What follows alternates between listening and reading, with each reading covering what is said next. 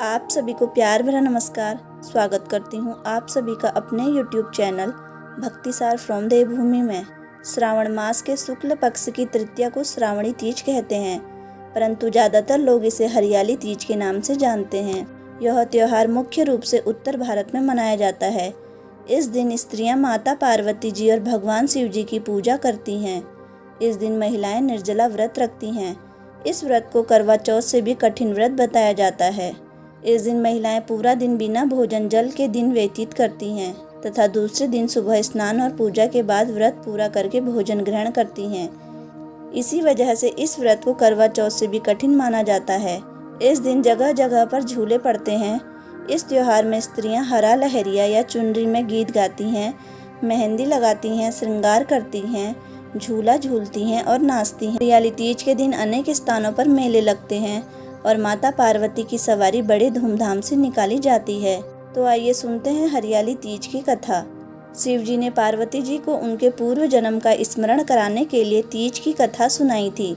शिव जी कहते हैं, हे पार्वती, तुमने हिमालय पर मुझे वर के रूप में पाने के लिए घोर तप किया था। अन्न जल त्यागा, पत्ते खाए, सर्दी गर्मी बरसात में कष्ट सहे। तुम्हारे पिता दुखी थे। नारद जी तुम्हारे घर पधारे और कहा, मैं विष्णु जी के भेजने पर आया हूँ। वह आपकी कन्या से प्रसन्न होकर विवाह करना चाहते हैं। अपनी राय बताएं। पर्वतराज प्रसन्नता से तुम्हारा विवाह विष्णु जी से कराने के लिए तैयार हो गए। नारद जी ने विष्णु जी को यह शुभ समाचार सुना दिया, पर जब तुम्हें पता चला तो बड़ा दुख हुआ। तुम मुझे मन ही मन अपना पति मान चुकी थी। तुमने अपने मन की बात सहेली को बताई। सहेली ने तुम्हें एक ऐसे घने वन में छुपा दिया जहाँ तुम्हारे पिता नहीं पहुँच सकते थे। वहाँ तुम तप करने लगी। तुम्हारे लुप्त होने से तुम्हारे पिताजी चिंतित होकर सोचने लगे, यदि इस बीच विष्णु जी बारात लेकर आ गए तो क्या होगा। शिव जी ने आगे पार्वती जी से कहा, तुम्हारे पिता ने तुम्हारी खोज में धरती पाताल एक कर दिया, पर तुम न मिली। तुम गुफा में रेत से शिवलिंग बनाकर मेरी आराधना में लीन थी। प्रसन्न होकर मैंने मनोकामना पूरी करने का वचन दिया। तुम्हारे पिता खोजते हुए गुफा तक पहुँचे। तुमने बताया कि अधिकांश जीवन शिव जी को पति रूप में पाने के लिए तप में बिताया है। आज तप सफल रहा। शिव जी ने मेरा वरण कर लिया।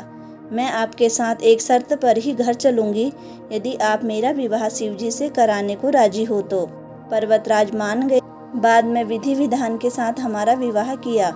हे पार्वती, तुमने जो कठोर व्रत किया था उसी के फलस्वरूप हमारा विवाह हो सका। इस व्रत को निष्ठा से करने वाली स्त्री को मैं मनवांछित फल देता हूँ।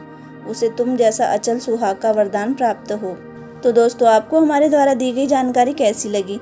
प्लीज़ कमेंट बॉक्स में अपनी राय जरूर दें और इसी तरह की वीडियो देखने के लिए हमारे चैनल को लाइक शेयर और सब्सक्राइब जरूर करें। धन्यवाद।